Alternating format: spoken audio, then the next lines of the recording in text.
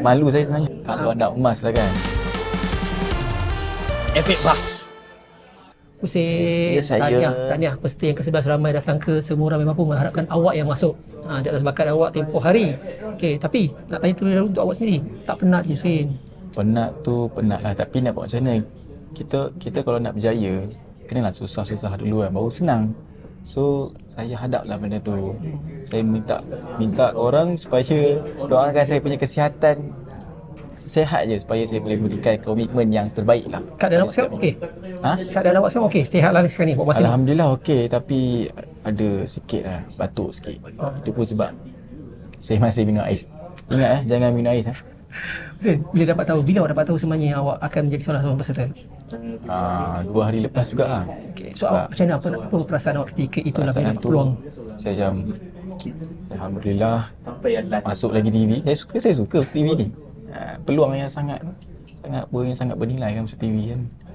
So tak semua orang dapat. So bila saya dah dapat ni, insya-Allah saya akan buat yang terbaik lah. Dan kali ini berbeza kan? Kali ini memang vokal tu yang penting, nyanyian yang penting, bukan benda lain kan? Kali ni agak berbeza lah. Beza dia tak ada manager.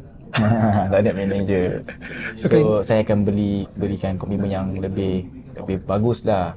Dan saya pun akan prefer juga pada bapak saya, sebab bapak saya pun dah lama dalam industri. Cuma dia punya keadaan je lain, situasi je lain. Cuma saya akan minta dia punya input lah. Cuma saya memperbaharui, memodernkan lah dia punya input.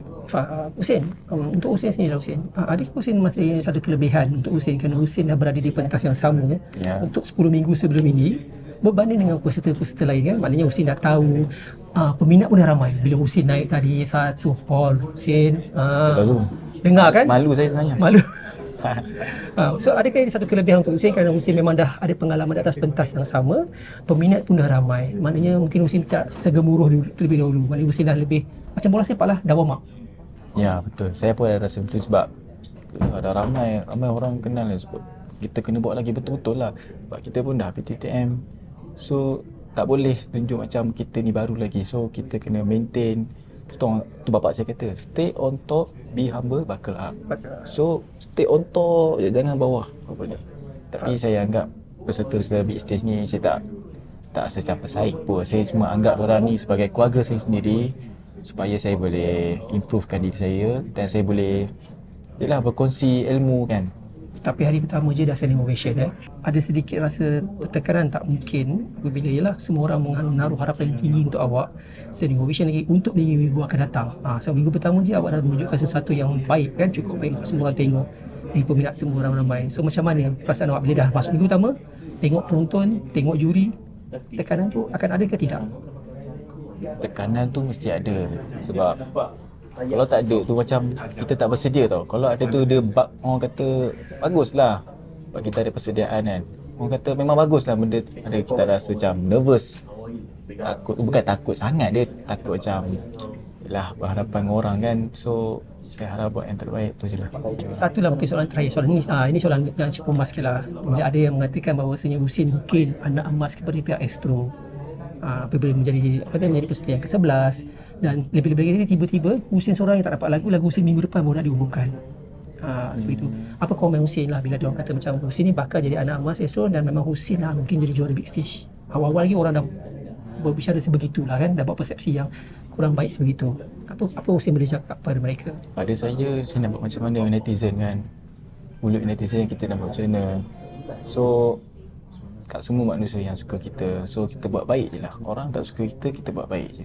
Kita buat yang terbaik. Itu saja. Itu pun Nabi Muhammad pun ajar kepada umat dia supaya kalau orang buat jahat, buat je baik. Supaya dia jadi macam, dia ni asyik selalu buat baik dekat aku je.